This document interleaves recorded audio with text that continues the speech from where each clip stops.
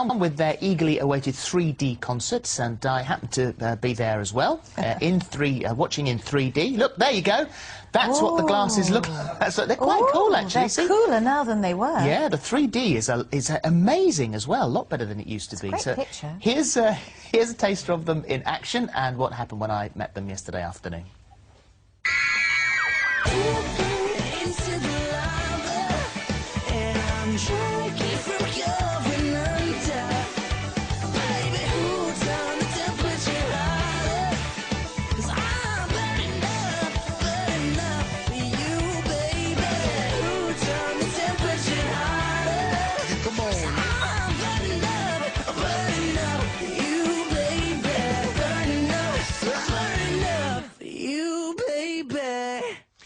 And joining us now, we have the Jonas Brothers. There's Nick, there's Joe, and there's Kevin. Welcome, gentlemen. I am the envy of every female in the entire country. So welcome. It's great to have you here. And this is a bit difficult because we're recording this yesterday, which means that you've already had the premiere, which I've been to. But at the moment, I don't know what it is.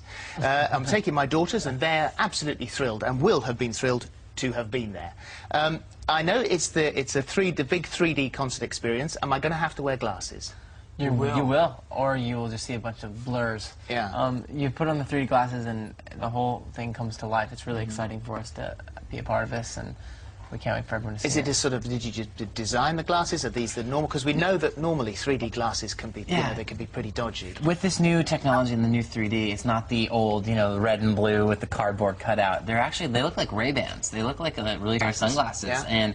And they're very, very neat, and they fit really well, and if you're wearing glasses, you know, it's only a little hard part, you know, put them over top of your glasses. Well, that was going to be my next question, because the thing is that I do wear glasses. I'm going to leave my contact lenses in, because then I have to sit there for the entire performance. See, I'm thinking holding they should them. make contact 3D lenses. 3D lenses you can put in your eyes. There you go. Yeah. It's a great idea. Yeah. So this started, did this start with you, Nick? When you were, yeah, I mean, you'd have been asked this question a thousand times, I'm sure, but in the hairdressers? Yes, I was about 6 at the time with my mom. She was getting her hair done, and I started singing, and someone heard it and said I should go see this manager. The manager started sending me out on auditions for Broadway shows in New York City, and I did 4 shows on Broadway, and then someone heard me record a song when I was 11, and I started recording music, and wrote a song with them for this record that I was making as a solo artist at first. Yeah. And but just sort of rolling that back a little bit, it's the most ludicrous American dream, the Hollywood dream, because you walk into a hairdresser's, you just happen to be singing along, and who sings in hairdressers, and then you are discovered. It is pretty funny, and it's amazing. I think that it kind of goes along with our history as a band too, because we wrote that song and they heard it and they signed us as a band. And it was kind of that moment on that we decided this is what we want to do together. We were in Times Square for New Year's Eve when you guys performed there, and that really has got to be, I would have thought, one of the best gigs to play. It was cold, but it was amazing. It was cold, as cold as I have ever been in my life. It was so cold. You should try playing guitar in that cold. It hurt, actually. But it was, you know, it's such an amazing thing to be a part of, that it was like so worth it, and so much fun to be able to be there and count down the ball dropping and everything. It was awesome. Well, this 3D experience, which we were talking about a moment ago, this is it really does give the fans the opportunity to see what it's like to come and see you in concert. I think when we were speaking with the director, we said we really want to make this, you know, a look into our lives on a day-to-day basis. Not only the concert footage, but give them a clue as to who we are. And for those people who didn't get to see the Burning Up tour, this is the tour that this is filmed, this is a great opportunity, and it's a limited engagement. It's only in theaters for 2 weeks, which means you got to go see it while it's out. But you know, we're looking forward to people checking it out, and we'll be back on June 15th to play at Wembley, which is exciting. And also, as part of the footage for the movie, we see you guys being chased through the streets. There's a horde of screaming women, which is a lovely thing to happen, but at the same time, actually really quite frightening. Right. There's a little. It can be frightening sometimes, but I think you learn to laugh it off or enjoy it sometimes, and the fans are going crazy because I guess it's something kind of you hope to expect when you're in a band. The album is out quite soon, so it's the 4th album. Yes, the 4th album releases June 15th. It's called Lines, Vines, and Trying Times, and And the lines are what? The lines that people throw you? Yeah. And then the vines are the things that, you know, you get tangled up in, like the vines, you know, someone holding you back. And then trying times. It's kind of true to where we are in the world today. You have got some very big fans, and the Obamas probably, I would have thought, would be the biggest on the planet. I mean, it doesn't get much bigger than that. Whose nickname is Mr. President? Is that yours? Yes, it is. So you're Mr. President, and Joe is DJ Danger. Is that right? And yes. And you're K2? Yeah, K2. Okay. Do you want to explain it? I'm Paul Kevin Jonas II. So I named it for my dad. So people just call me Kevin II. Kevin DJ Danger. Usually it's just Danger, but they call me Danger because it started with our tour manager, because I would always climb on things when I'm on stage and have fun with the audience when I do that. And they always tell me before I go on stage, they're like, "Okay, Joe, you probably shouldn't climb on this," which means I know you're going to, just be careful. And Mr. President, is it because you did start out with political ambitions?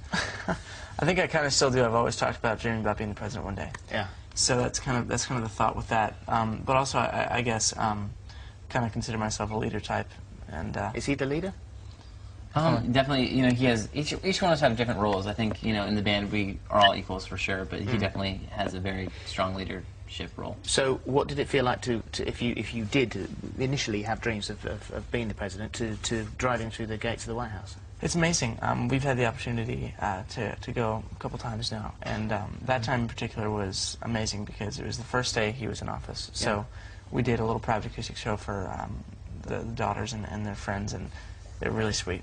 And you were part of a treasure hunt. Yes, that's what it was. We were in the last room, as they went on all the rooms in the house. We were in the East Room, and it was amazing. They came in, and there was a lot of screaming. So the presidential daughters, Melly and Sasha, are looking through the rooms of the White House, and you were the final things to... Yes, it was a big surprise.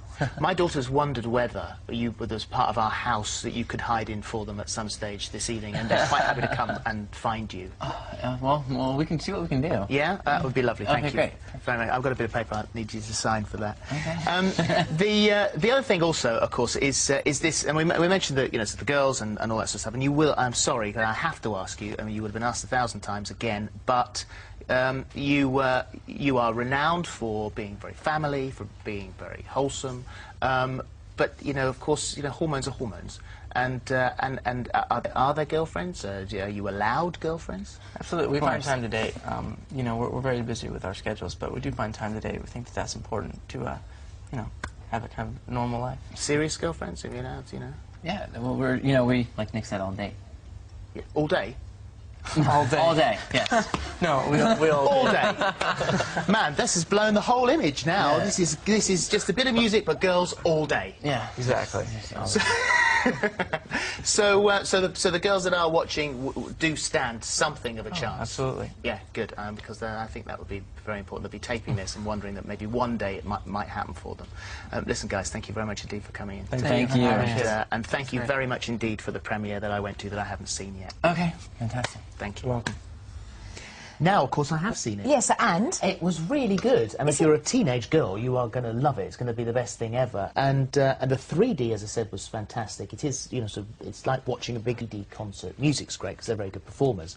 And do you know what, though? I mean, they're very sweet on the programme, very guarded, but very sweet. Restrained, I thought, yes. But what they did do yesterday, when we walked into the Empire in Leicester Square, and I had the girls by the side of me and Steph, and they walked straight over and shook hands, and Nick said, "Thank you for today, sir." Shook my hand, and then shook the hands of the girls, who nearly fainted on the spot. So I thought, right, okay, then you're nice guys. They're okay, nice that's guys. the real deal. Yeah, oh, so they were very good. They were very good, and it was excellent. So it's worth seeing. It's worth seeing. If you can scream. Oh, it's so tiring to scream, isn't it? After 30, really, you can't scream. No. Anyway, still ahead today. Oh, I tell you what, I do scream about those donuts.